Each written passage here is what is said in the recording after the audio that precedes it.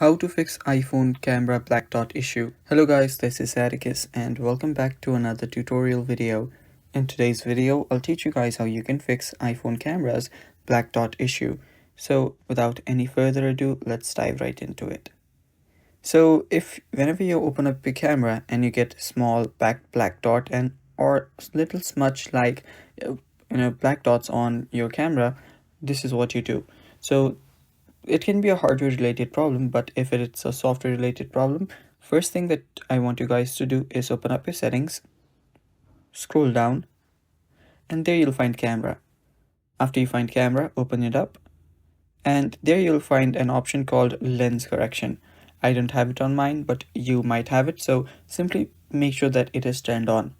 After you turn that on, then what I want you guys to do is take a soft cloth and clean up your lens, because the black dots can sometimes simply be smudge from your fingertips. So just clean your camera, and after you clean the camera, after that what I want you guys to then do is open up your settings, go back here. So this is your settings, head over to general. After you're on general, scroll down. There you'll find transfer or reset iPhone. Tap on it and tap on reset, and then reset all of your settings. After you do that, your problem should get fixed.